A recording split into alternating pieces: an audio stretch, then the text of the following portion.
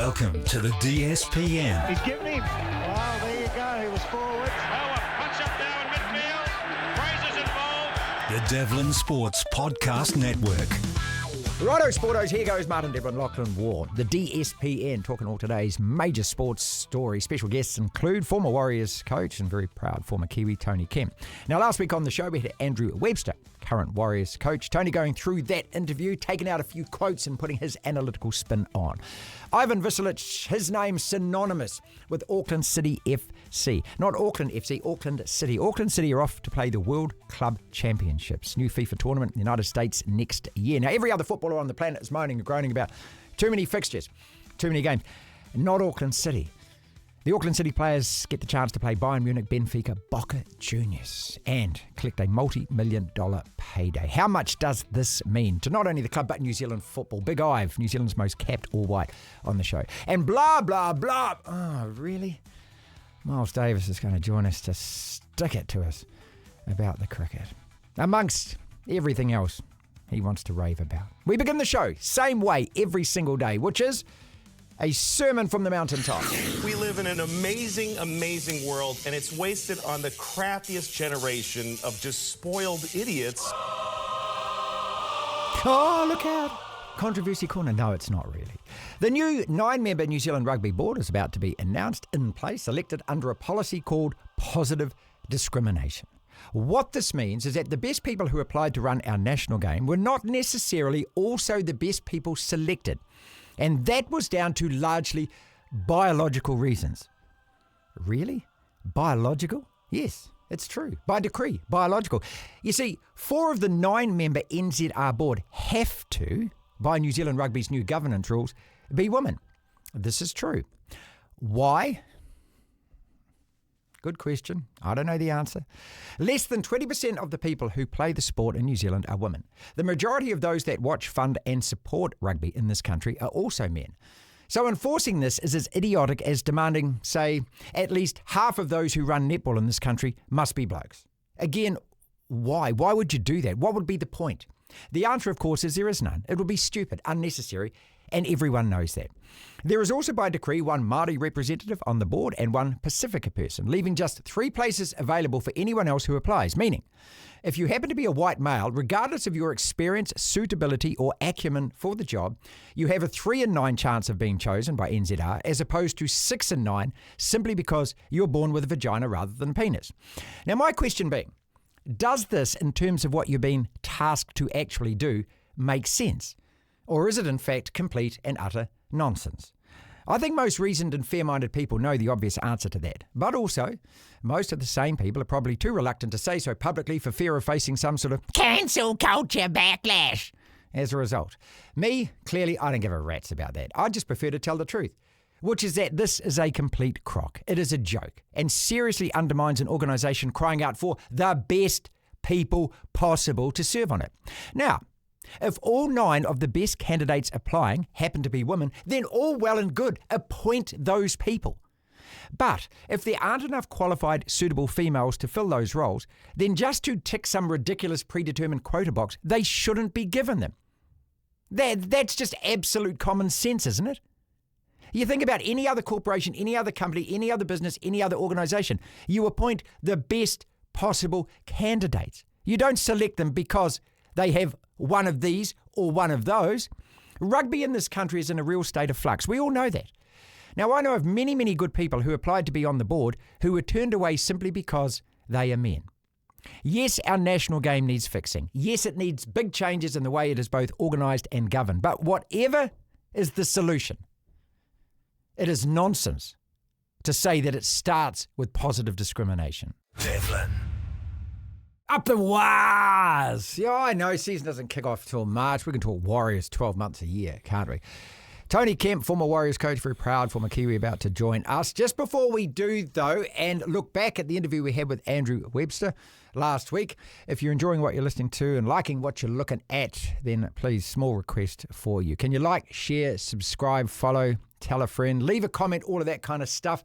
Our longer form interviews are all available on the DSPN YouTube channel as well. If you can click subscribe, that would be magnificent. We're trying to get to 5,000 subscribers before Christmas, and all your help and assistance is greatly appreciated. Tony, welcome back. Hello, Marty. Good to see you again, mate.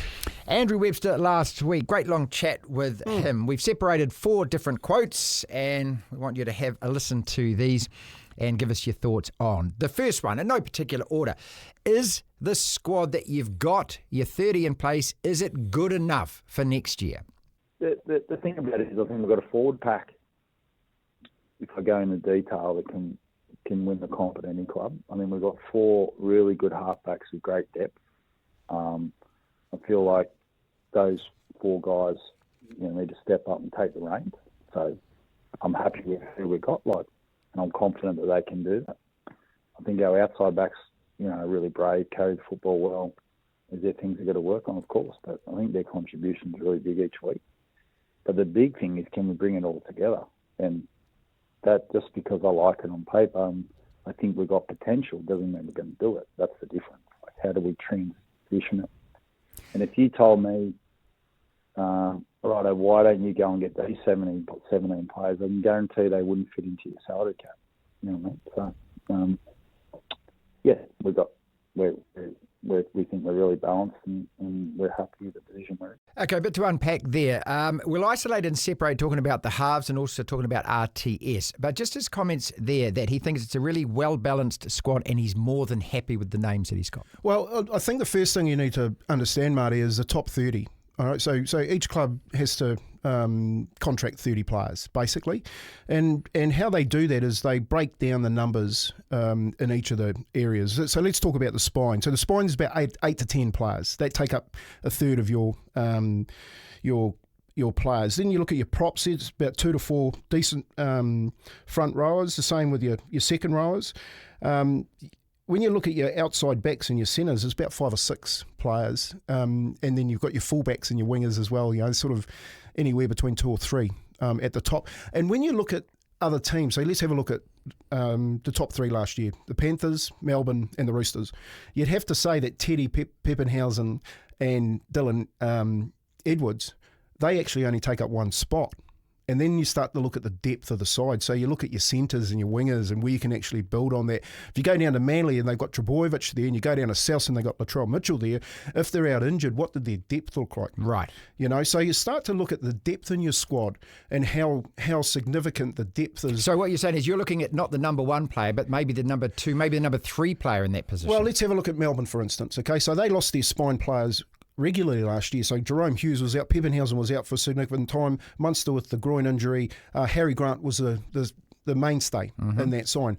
But, Fa'alogo came into the back there. They didn't mind if Peppenhausen went this year because they had someone who could step straight in.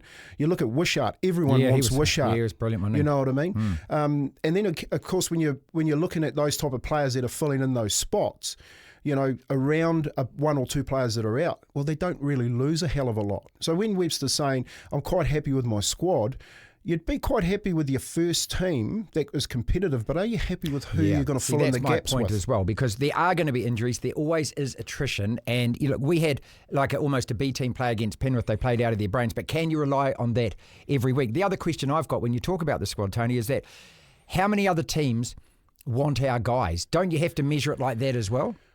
Well, you do start to measure them from 1 to 17. That's a benchmarking. It's like when Billy Slater played, he was the number 1 fullback. Where was our fullback compared to that? Roger Tuivasa-Sheck picked up the Daily M. You'd have to say at that stage he was probably the number 1 fullback in the competition. Sonny Bill Williams, Joey Manu, and it goes on and on. So when you're breaking them down from 1 to 17, if you have a look at the Warriors, you'd have to say, is Tanner Boyd in the top 4 halfbacks that they've just signed from the Gold Coast? He's replacing Sean Johnson. I'd have to say, out of him, Tamari Martin and Luke Metcalf, are they in the top 8 halves in the competition? So you're looking at some pretty good halves running around, some pretty good 5'8s, and then you got to go down to your hook and you say, well, where's Luke, a young Egan in that? When you go down through the top 8. So right at the beginning, the side that gets steered around and the people that cause all the havoc. Have you got a top 8 spine? So that's the first question. Then when you're looking at the rest of the squad, where's your outside backs, your middle forwards and your edge forwards, how many of them are in the top 8? Right. And you arguably lost the number 1 front row in the competition. Yeah.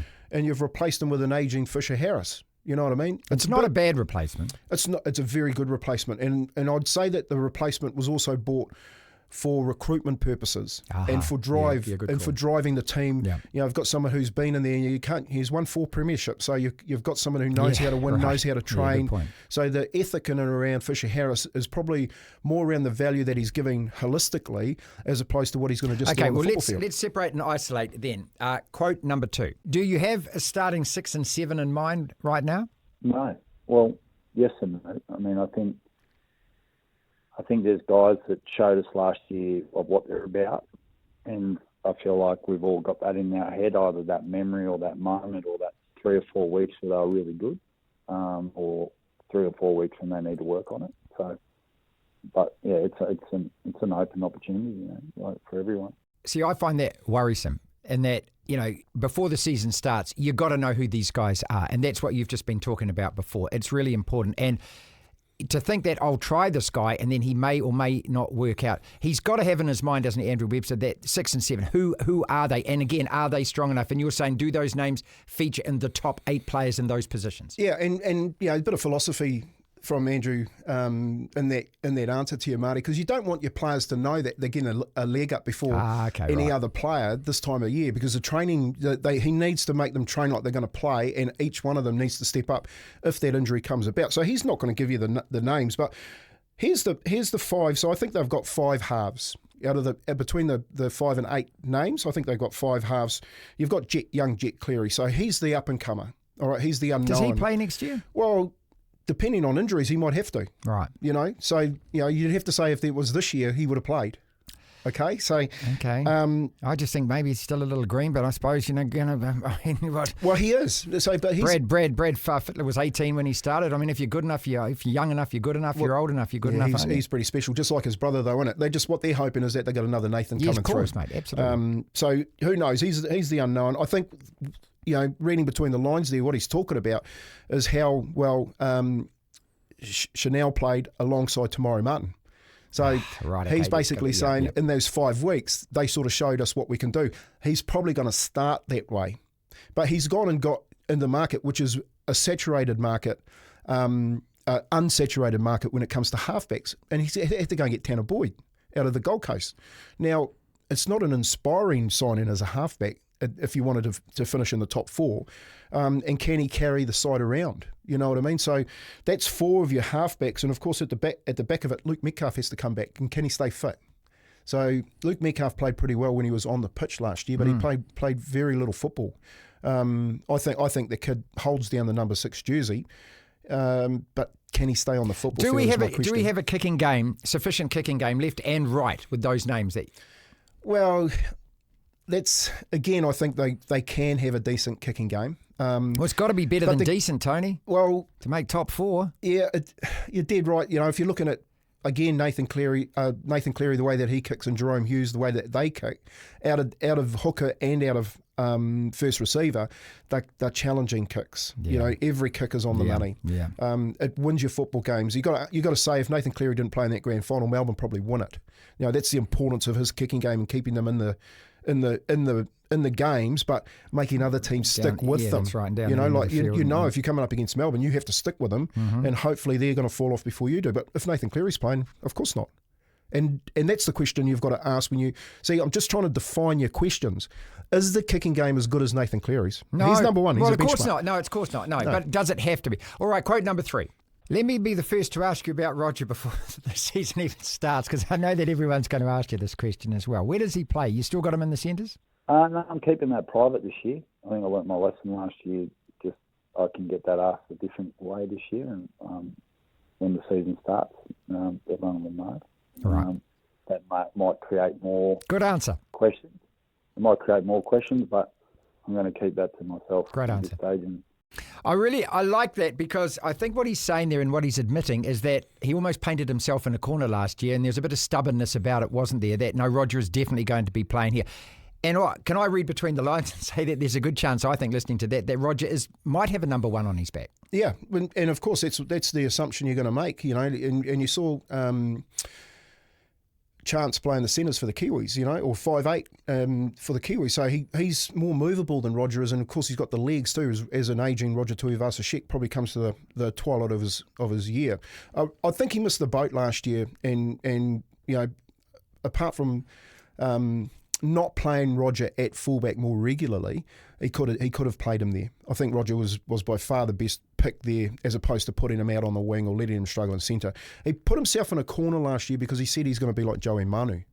But he told all the people around him, and they went and told everyone around them, and then all of a sudden out in the public, we've got Roger Tuivasa-Sheck. He's going to be playing this roaming role just like Joey Manu, and we're going to have a Joey Manu in our team. That's at the time when you're talking benchmarks, we've got the number 2 centre in the world because Joey Manu's number 1. Yeah. All right, well, Roger, he didn't feature in the top 8 centres in the year, and he struggled away there playing in the centres. Has he still got at least one more good season, or maybe 2 left in him? I think he's got a good season if he plays fullback. If I was a NRL coach and looking at replacing a fullback and Roger Tuivasa-Sheck's name was thrown at me, I'd take it. Yeah, of course. Yeah, so I think he's got. How so worthy in your squad, wouldn't he? Any squad. And again, the professionalism, along with Fisher Harris, that ageing senior player who's a winner, who's won a competition. That's the sort of stuff that he'll be looking at, Webster, to bring this team together. It still doesn't fix up your problem at 9, 6, 7 and 1. Final quote. Do you feel that you were a better coach at the end of last season than you were the season before, and if so, how? Definitely a better coach because of the experiences. I mean, everything was not rosy in year 1 by any means, but when you're winning, the plan is to learn whilst winning, but we all know you learn a lot from losing. So definitely a better coach. I mean, in the year experience, I've had a million different scenarios being thrown at me that I didn't get in year 1. So therefore, if I face those challenges again, I know what to do. Still really proud of a lot of ways we handled things and the way I did personally. But there's things I definitely know I didn't do as well as I would have liked, or if I had hindsight, I thought, when that situation comes next time, I know how to deal with it. Hindsight, I mean, you've been in this coaching position before, mate. I mean, you don't get that, and you don't ever have that luxury. Do you like hearing that as well? The thing I really like about Andrew is he's really honest. He'll answer all the questions for you. He doesn't try and dodge or shirk anything, does he? And he's kind of admitting there that, hey, I did get some things wrong. I don't need to know what those things are because that's in his own head, and obviously you don't want that information out there for everyone else. But just in terms of what you've observed of him, coach, year 1 to year 2. Yeah, look, I like Andrew Webster as a coach. I think he's he's got a manner about him. He doesn't shirk the hard questions, and he even listening to that answer, he's starting to answer the questions with a little bit more credibility. So he's not jumping the gun. And he's basically saying, hey, I'm going to keep that to myself. I don't need to share that with you. That's for me to take away and ruminate on and hopefully become a better coach. So to answer your question, yeah, I do think he's a better coach. I think he's a wiser coach because now he's been at the bottom of the table, and he knows what that feeling's like.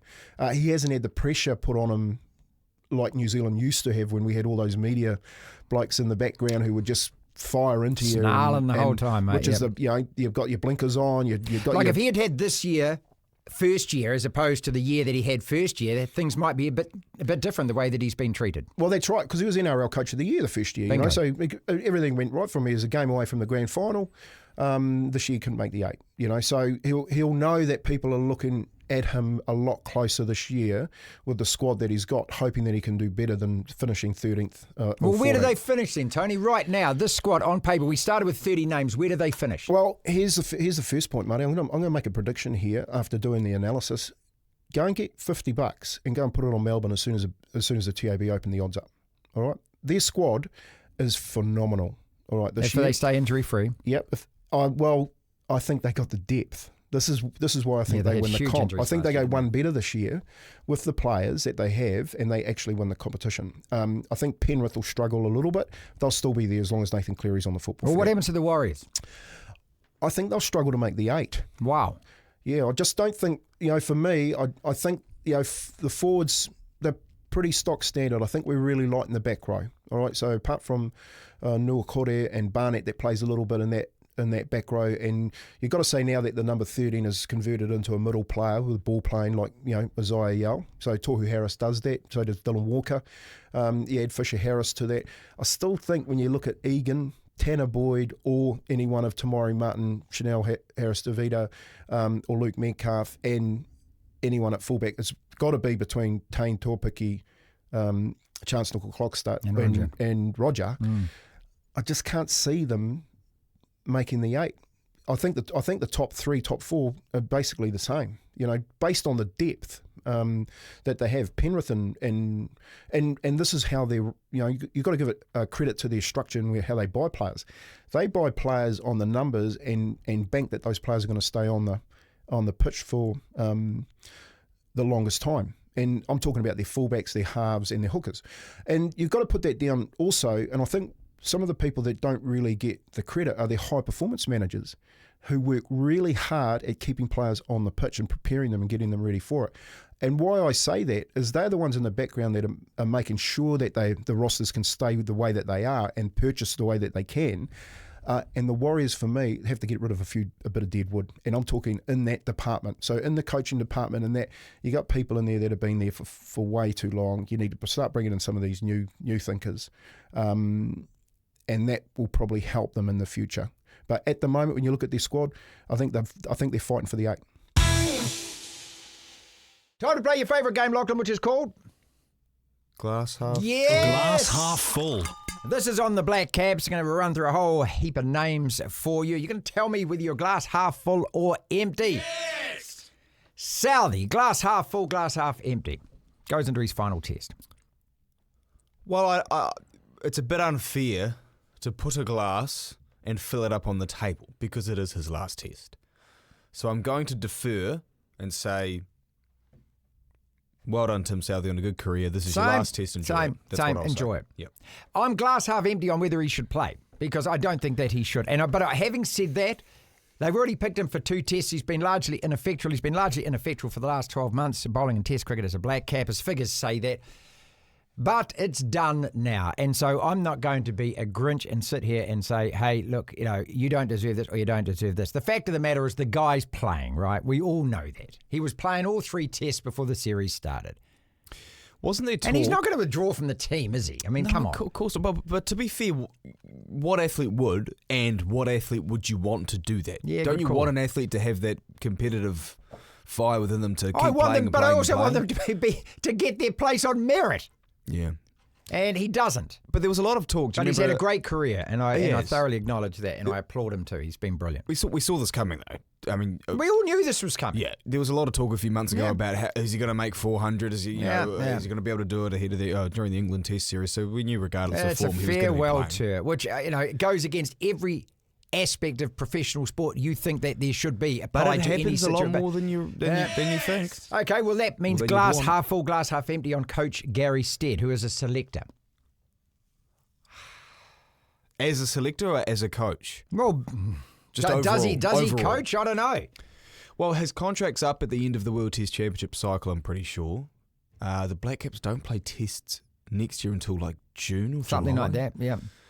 So We're by not the making time, the WTC final, so.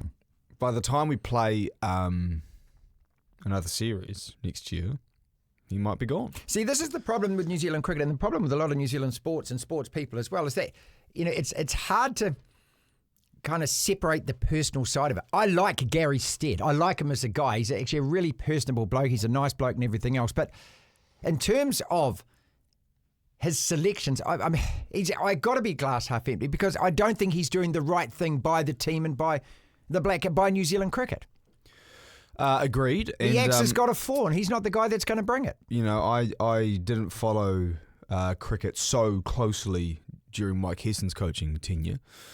But at least in my time in this industry, following and supporting the Black Caps a lot closer with Gary Stead as the coach, he and the other selectors never, ever, ever take the axe, swing it round, make some bold calls. No, they wait until the last minute or past the point of no return to make changes, which I hate in sports. It is the complete opposite of what makes, I think, you as a coach, in particular in any sport, worth the money that Well, often and it's you also get paid. a champion team. Look, you've got to make the hard calls. Yeah, but you've got to make them before the fans are Read picking Sir up Alex on. Ferguson's books. He says that the hardest things he's ever had to do is tell people that he really likes, and some of these players were like kids to him, that they're not wanted anymore, that they can't play anymore. He said you've got to separate yourself. But it's as much that, but also doing it before the public start to pick up on things that need to be, the changes that need to be made. Now, on one side, I'm the first to say that I don't know anywhere near as much about any sport as the coaches and players within it, but I don't think it takes a rocket scientist to work out who's in or out of form and who's performing well. That's all we're talking about. Nothing about anybody, just the form of the players. So, glass half full, glass half empty on Conway and Blundell. See, again, I think none of these guys should be playing in Hamilton, or Conway's now not because he's going to the birth of his child. But, I mean, it's too late now for this. We're 2 down and got dicked in 2 tests. Who keeps if Blundell's not there? Well, it's either Tom Latham or you're bringing another one. Now, I believe that if you can keep it white ball cricket, and this is a mentality that I have in all sorts of sports, if you have the talent or the skill set to keep in white ball cricket, well, surely you can transfer that and just change a bit around your mentality in test cricket. However, I was talking on the weekend with the great Jeff Bryan, who played a fair bit of cricket in his time as well as being a very good broadcaster, and he with all the knowledge that he has, told me about why it's so tricky for someone to transition between red ball and white ball as a keeper. Yeah. So I thought, okay, maybe I got to, I jumped the gun a little bit. Well, that's why Brendan McCullum couldn't do it. Look, it had put a huge amount on Tom Latham. The only thing I'd say to that, though, is that it's very rare these days for the keeper to be there all day in a test match. Most teams don't bat all day, do they? Most teams only bat 50 overs like in a one-day cricket game. So it's not like you're actually out there in the middle for 2 or 3 days keeping. But I'd imagine if you're keeping as well, you're not batting first or second in the order. Let's go back to Blundell and Conway. Point of all of that, I don't know who else, unless there's someone in first-class cricket who is a gem waiting to be unearthed. That's some cricket. Well, I think all 3 of those guys should have been axed. All 3 of them on form. I'm glass half full about Blundell because I don't really know who else there is to keep. That is, at least. Yes! Glass half full, glass half empty on the Indian series now, after these 2 tests against England. I don't care. I don't care about it anymore. Well, it's got to be glass half full. It's our greatest ever achievement as a Black Cap side. Now, I can't take anything away from it. No, but I operate like, for example, the Liverpool beat Man United 7-0 a couple of years ago, right? Now, this analogy had better be good. I would rather have lost 7-0 to you guys and made the top 4 that year. That's right. United ended up making the Champions League, right? And that's Liverpool what happened 7 days later? We lost to Bournemouth, who right. at the time I'm pretty sure were bottom of the table. They ended up avoiding relegation. So, to me, that's how I operate as a sports fan. I don't give a toss about the NBA Cup last year that the Lakers won. The fact is we got bounced in the first round of the playoffs. I don't care about the stuff in between. I care about the big prize. And it's all well and fine that we beat India. That's incredible. Yeah. And I'm not the biggest cricket lover or historian, I've admitted that. And as much as I celebrated that and loved it, to me, you've set a standard. You've got to maintain that standard. Yeah. And we went way down on what we had produced. Yeah, I mean, look, this effort against England has been some of our worst cricket ever. That takes any shine for me off that India series. Now, in a year's time, I will isolate that and enjoy it, like the way that I like to look back on highlights of that Test win in Hobart in 2011. But at the moment, because of the pain of this series defeat, I can't look at that India series positively. Glass half full, glass half empty on the Hamilton Test. Can we win this dead rubber? Well, we can. And what have the England players been out on this, or have they been out playing golf? What have they been doing? Do they care about the 3rd Test as much? I'd like to think so. Again, going back to the competitive spirit within athletes, I'd like to think they'd want to, their foot's on our throat, put the other foot on the throat now. And sweep us, yeah. If we win, it doesn't mean anything. It doesn't tell us anything. We know we're rubbish. If we lose, well, we know we're more rubbish than what we probably thought. Yeah. So I guess it'd be nice. The only thing for me you could really take out of it as a New Zealand fan probably would be some good player performances. Look, Southey plays well, Blundell plays well, and they stick it back to their critics. Well, yeah, to be honest. Well, really? Well, not stick it to the critics, but maybe not so much Southey because he's retiring, but blokes who, like Blundell, have been out of form, proving that, no, I've still got something to offer here, and then we can go, okay, well, he did that. A couple of silver linings, that'll help us out for our next Test series, which is still a while. Final one. Let's finish on a happy note. Glass half full, glass half empty. Hamilton at the cricket ground. Look, we've played in Christchurch. I love Seddon Park. Yeah, we've played in Christchurch, which is just brilliant. Hagley Park, the Basin Reserve. I believe it's the home of New Zealand cricket. Gorgeous ground. And also Hamilton. You're from Wellington, of course you think that. Yeah, absolute bias, mate. Love that ground. And Seddon Park. These are fantastic test match cricket grounds. We should be wrapped in New Zealand. We've got at least 3 beautiful grounds. Auckland, that's right. That's right. Yeah. Just quickly, actually, I love that about us versus, say, Australia, because whenever Australia have these big stadiums in Perth, and the MCG is obviously iconic, and they have AFL games, but when you isolate Test cricket games that are at these venues, you'll have maybe 10, 15,000 on day one, but then after that, it just looks so empty and sad. Now, when the Ashes is a little bit different, but like, for example, the series with India, you look at the empty seats, it just doesn't look great. No. But then you have our smaller boutique grounds that feel like they have more atmosphere, more character, more energy. Yeah. I actually love it. Yeah. Finally, the Barmy Army. Glass half full, glass half full. Well, what about the trumpeter, mate? Wouldn't you like to stick that in a place where I love it. It's adding atmosphere. It does.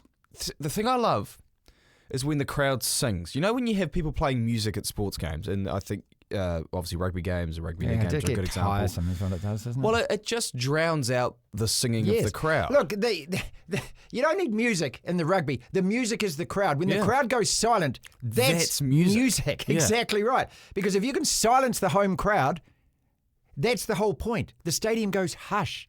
The players feel this. They know the crowd's nervous. Instead, you get blasted. Oh, no, don't get me started on that. So, no, the Barmy Army bring with them a bit of fun. I love it. How can you not like it? How can you not like the Barmy Army? I like the Barmy Army. Yeah. This is the DSPN.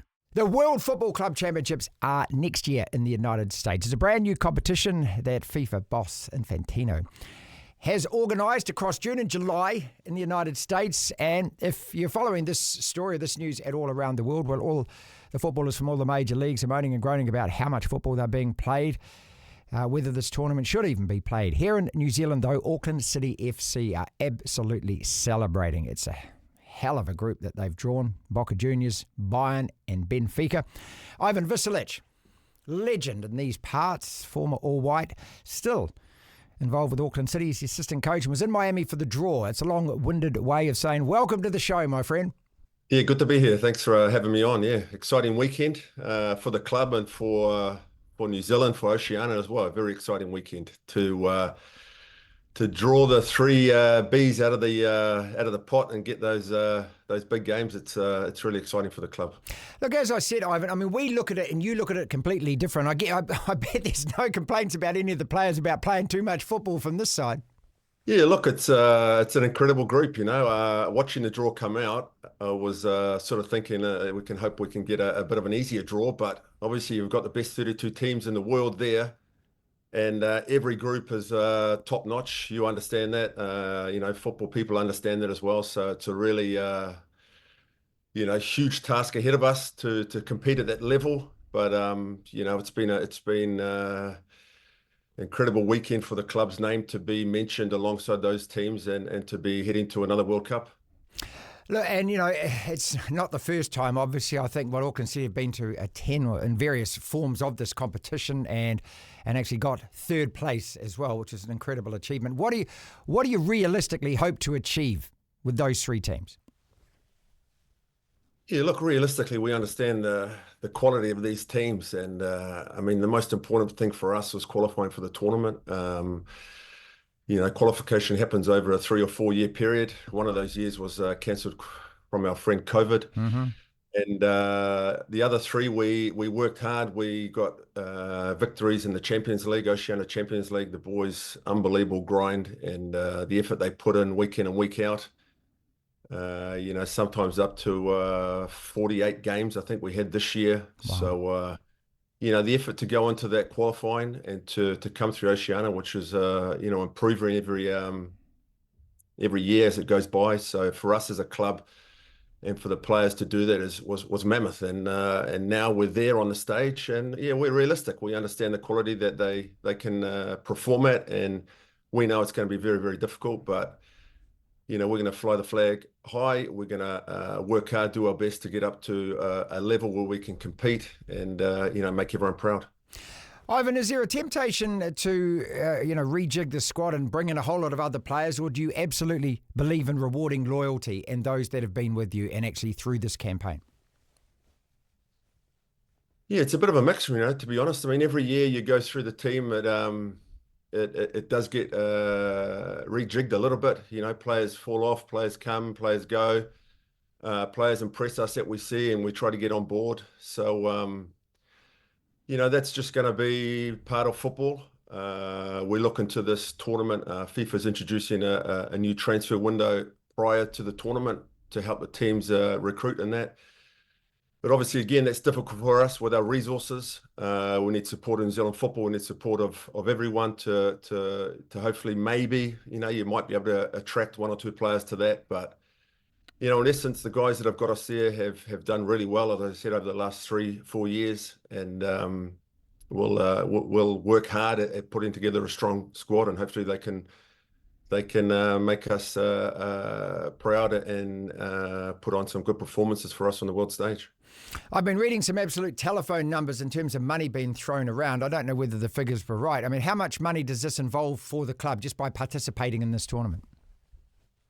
Yeah, look, we're unsure as well. I mean, we're over there for the draw in Miami just recently on the weekend. They're discussing that that's going to come out of the near future.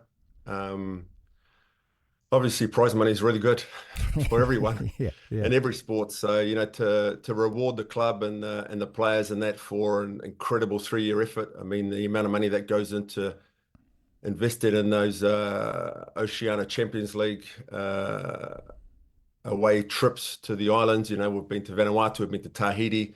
These things are not cheap, and it takes a lot of effort from behind the scenes to get sponsors on board, to get funding for that, to put us in a position where we can qualify for the FIFA Club World Cup. Without those victories, we wouldn't be there, and we wouldn't even be having this discussion. So, if there's some prize money at stake, that's great. Rewards for the players, for the amateur players, for the club, for the effort.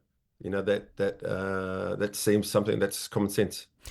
I also read that New Zealand football gets some of that, and do they actually provide any assistance at all for you to compete at this tournament, at this level? Yeah, I'm unsure about the support that they provide. We know that in the past there's been a split, so I've heard of some sort of prize money split, but I'm unsure of those percentages and that. But yeah, look, we've, as I said, the effort that the club and their management have put together to get us to these tournaments. I mean, just recently we're in Saudi Arabia, and we understand the benefits of going early for a friendly game, as you would. Martin, you need to sort of lift up to that standard, and we managed to get some friendlies prior to that. So at one stage in the game, we were down 3-2. We hit the crossbar, so that was a good moment for the players where we were edging it with the top team. Unfortunately, the score sort of pushed out towards the end when they brought on some of the big guns. But all these things put together, it's a very tough job to get there. So proud of the guys to have got there, and it's going to be a great experience. I mean, talking to some of the boys after the draw, they can't believe that they could be putting on a shoot against some of these big players. I mean, right. It's like you're watching it week in, week out in the Champions League, Bayern Munich, and all of a sudden you're lining up in the tunnel against them. So, something special, something to remember for the players, for the staff, for the club. To have Auckland City's name up there with the best in the world is, it's really exciting. Yeah, it's a dream come true, isn't it? And look, when we met in 1998, you just think now where football is in this country, obviously with the derby on the weekend at Go Media Mount Smart Stadium, the size of the crowds, it's just got to, the All Whites who are so close now to qualifying for the World Cup for the third time. It's got a real momentum swinging at the moment, isn't it? Yeah, it certainly has. I mean, look, it's been a great start to the season in the A-League from Auckland FC. Auckland City FC won the league, National League last Sunday. So both Auckland teams are doing well. New Zealand football's on the brink of the men's going to another World Cup. So, I mean, it's an incredible time to have all the teams doing well and exciting. I mean, exciting for the national team as well. You see the quality of the players coming through. They're another level. I just saw Libby Kakacha score a goal on the weekend, the first one in Serie A. So exciting times, and we've seen all these players come through the National League in New Zealand, which was working a few years ago. and those players are now reaping the benefits on the international club scene, but also for our national team, it's doing really well. So yeah, exciting, and we also lost a couple of players to the professional level this year, Cam Howson, Liam Gillian, who are doing really well.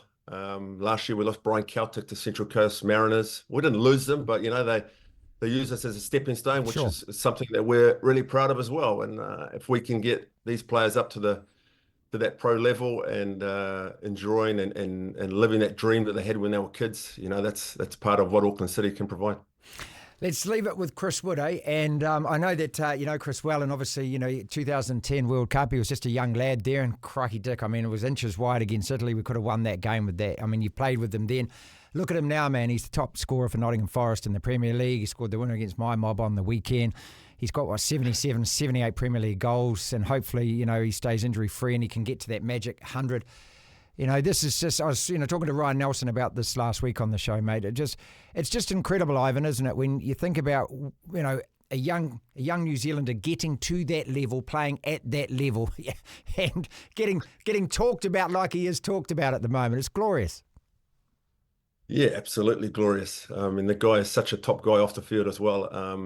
Chris has been doing extremely well, not just this year, but for many years. And to be playing at that level for so long and scoring the goals that he scores, it's really, look, I think we underappreciate him in New Zealand a little bit. The guy's at a level where if you think about, I heard a quote once, it's easier to be a brain surgeon than a footballer. Because there's about 7 billion people that want to be pro footballers in the world. There you go, that's right. So, but there's not quite 7 billion people that want to be brain surgeons. Not that that's an easy job to do, but yeah, Chris he's been flying that flag really well for New Zealand, and just so proud of him. I mean, the guy works really hard. As I said, he's a really humble guy. I was on the phone to him actually last week, and he still wants to do better and better. He still wants to improve. So he's underappreciated, but those of us that know how the difficulty it is at that level, take Ryan Nelson, for example, he knows it, week in and week out what it takes. So for him to be doing that for New Zealand is great. For the national team, he adds that extra bite to the game, and just to see him down here for those last two games and the interaction they have with the supporters and that there is incredible. And look, hopefully, he leads that team to another World Cup, and they get to enjoy that experience again, and we can all watch him on the world stage. So, the guy's doing really great, and to be honest, I think he's going to have another great season. Obviously, it's been incredible up till now, but I can't see him stopping this season. Congratulations again to you, to everyone at Auckland City, and for every football fan in the country. I mean, we'll be flying your colours when it comes to that World Club Champs next year, mate. Absolutely brilliant news. Always appreciate your time, Big Ive. Yeah, thanks, mate. Awesome. Thanks so much. He's back. Yes, blah, blah, blah, blah. Miles Davis blowing his own trumpet. Not that one. This one. The West Ham guy. Joins us every Wednesday. We're going to be talking cricket. We're going to be talking football. We're going to be talking a whole lot of different topics. Welcome back, mate. Yeah, good to be back, son. Good to be back. How was the Basin? Because you went to your beloved Basin Reserve to watch your beloved English. Just give us the todger. Oh, honestly, mate, it was brilliant. Caught up with the lads, Judas, Mr. B, Sausage Fingers, like they were all there. Grandfather, they were all there. Bob-handed. And but instead of being on the bank between the two Pahuta Kawas, which we normally go, we've got a bit old. We were sort of sitting down in the museum stand. Next step will be up in the Bert Vance stand, mate. The old chair like the members at Lord's. But fantastic. What a great ground. I mean, and the weather was magnificent. Basically, England pounded them. And I think New Zealand we don't need to tell New Zealand cricket fans what the issues are. One of the issues might be Gary Stead, and we've had this for a few years now, a decade, where it's like the old boys club. If you're one of the lads, you don't get dropped. No, if you're on the periphery, Gary Stead actually was one of those guys who got dropped after playing reasonably well when he was a player for the Black Caps. But obviously, Conway, who was a superstar, has really gone off the ball. I understand he's his wife's having a kid. Or his partner, so he's out. Salvi, I'd love to know your thoughts, mate. I mean, what about this sort of romantic, sentimental gesture? None of that. No, Not interested in it. I just think that It's a luxury that this team can't afford at the moment. After coming off the series against it, look, professional sports are pragmatic, brutal business, and it's all about how well you're playing. I don't care how well you were playing; it's about how well you are playing. No, look, I absolutely, like you, respect Southee enormously. He's done, his figures, his career. It's all there in front of you, but it isn't today, and we need him to be playing like that today. So no, bollocks to it, mate. Yeah, because the thing is he's been written off every year for the last 5 or 6 years, and he's meant to shove the words down all of us critics' throats. But he really has. He's gone off the boil. And I thought Matt Henry, was absolutely outstanding. And if that boy can stay fit, he could, he'll be the new sort of Shane Bond meets Richard Hadley. Miles, just in terms of the tactics, though, we win that toss on, it was a lawn that hadn't been mowed for months, wasn't it? It was so green, and we have England in a bit of trouble. But do we get sucked into, you think, the New Zealand team and trying to play like England, trying to play too fast? That test was over before the third day. It wasn't a 12-wicket-a-day test, was it? Well, I think England put that sort of pressure on the way that they're playing. And what was it? I think 71 for 4.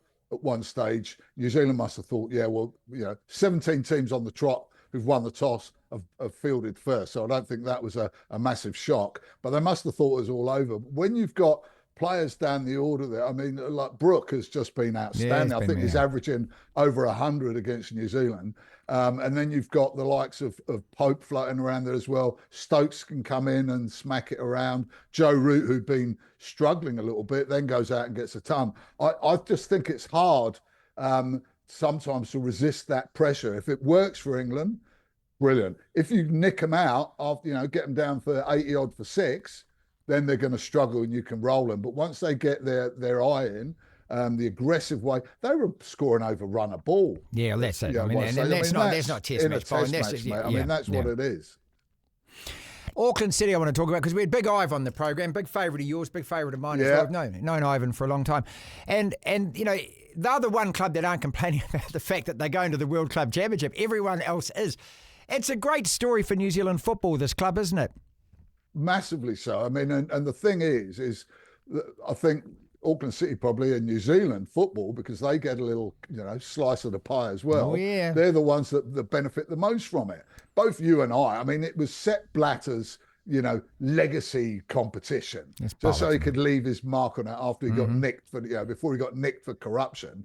And really, what a load of cobblers it is. It eats into the season. There's so many competitions going on anyway for the top clubs. They're not interested in that. Auckland City, when I think it was in Morocco, wasn't it, when they had a magnificent performance? Yeah, 10 years ago. There, mate. and I think they might have even finished 3rd or 4th or something. Did, yep. I think Ivan might have even won an award at that. He got the bronze boot behind Ronaldo and Ramos. How about that? I know, you can't argue with that. So that was a good effort. But it's great for them, but absolute load of cobblers for any other side. And frankly, I don't think it'd be missed. But keep it going. It injects a lot of money into New Zealand football. Behaved like an absolute pork chop at Go Media Mount Smart Stadium on Saturday, got to say. But isn't that the beautiful thing about football and that crowd, that atmosphere and everything else? Look, I would love to translate this to rugby. I don't know how rugby does capture it. I don't know whether it can capture it, but there's something about being in a football crowd, isn't there? And also when it's a local derby, you've got the Auckland-Wellington thing going on. I loved every second of it, mate. But just you've been able to sing, dance, shout, men ripping their shirts off and carrying on and things. Isn't that what it's meant to be about? That was you every Thursday night after the House of Football down K Road. Used to be. And that's not lying, ladies and gentlemen. It's magnificent. And we've seen it before, the Bahrain game over here, Phoenix games when they've made the playoffs, crowds well over 25,000. The interesting thing about this, what a brilliant start. I don't think any novice side has won 6 from 6. No. So they're marauding. It's fantastic for them. First goal that they've conceded as well in 6 games, which is good goal too. Another great plus for them. But I just wonder, you and I were there in 99 for the first game of the Kings. Yes. Then we saw the Knights, which was, didn't last for too long and failed. The crowds never really got up to the level that the Phoenix have managed to do in playoffs, but nothing like this now. And I just wonder how successful would Auckland FC have been, crowd-wise, if it hadn't have been for the Phoenix. if the Phoenix hadn't have sort of legitimised professional football in New Zealand over there, and put up the rivalry, because you're suddenly seeing these people come out of the woodwork, and then we've got treacherous swines like you who are going down there supporting Auckland when you've been Phoenix for donkey's years. Well, listen, no, I supported the Phoenix because they were the New Zealand team, but like you, I was Kings and Knights, who were both Auckland sides, okay? And I don't live in Wellington anymore, so I've jumped this bandwagon. Oh, yeah, but I mean, that's legit. Just gutless, mate. Hey, I've been over here 40 years from England, mate. I don't support your rabble. No, you don't. No. But speaking of things rabble, a couple of English football things to finish with. That West Ham Wolves match. What was all that argy-bargy at the end of that? The Wolves players fighting amongst themselves. Well, what happened was apparently Bowen, as captain, went to shake hands with Lamina. Lamina got a bit stroppy and wouldn't shake his hands. I don't know what happened after that, if anything was said. Then Lamina wrestled Bowen to the ground. Everyone else gets involved. But normally with those things, if your players and then your coach especially come to you, say, calm it down and pull you away, he just kept going. He was going for about 5 minutes. He shoved his coach. He almost punched his teammates. And if he doesn't get a lengthy ban, I'll be gutted, because Mohamed Kudus, who's one of the stars of West Ham, shoved the geezer and got a 5-match ban. So I wouldn't be surprised if we hear a little bit more about that. But it'll probably be both sides will get done for failing to control their players. Well, okay, if he doesn't get a ban, then equate that with David Foote, who has now been sacked by the Premier League referees. And I just think this is David Coote. Sorry, Coote. I'm sorry, Coote. That's harsh, isn't it? Oh, look, I mean, I realise that you shouldn't film it and all of that kind of stuff, but he's making some comments in a private conversation. I don't feel good about that at all. Well, I mean, let's film a man. In fact, you don't even have to film them in private. How many managers go out and say things about the referee at the end of the game? God knows what they say in private. And as for the snorting the white powder, I mean, I don't know. It could have been, it's cold medication, and that's the quickest way. Well, there's a lot of rugby league players that have been waving those bags around on Instagram that get away with nothing, right? So a lot of rugby union players as well, including someone involved with Auckland FC, who is a great lad and one of my mates. There you go. So, right. I just, it's the modern era. Everything gets filmed because everyone's got a camera on their phone. B, social media, it gets out there. And C is people are ready to jump on and want everyone to lose their job for anything. It's just, I find it, disgraceful, to be perfectly honest. And it's a sad time at times to be alive. Finally, the Black Caps going to get up in Hamilton and win the dead rubber. Come on, you lads. No? Not unless they take some Ignite. I don't think they can get it up at the moment. England will be wanting to do them 3-0. And what a come down from 3-0 up. I know. In 3-0 in India to getting done. And I think it's been about 16 years since England have won over here. So, it's a bit of a come down for them. And England losing just previously in Pakistan. I just go so, which I said the other week, that it's really competitive at that time. You've got to be on your game every time you go out there, or else you can get turned over. Devlin. That's our podcast and show for today. Again, if you're liking what you're listening and what you're seeing, then a small favour, if you will. Can you please hit like, share, subscribe, follow, tell a friend about it. We are a fledgling podcast and show, the DSPN, and we need you. And if you are participating, well, just click that subscribe button. That would help enormously. Thank you so much if you already have. Again, tell a friend if you like. We're doing this every single day, putting out a show every afternoon. The DSPN. This is the DSPN.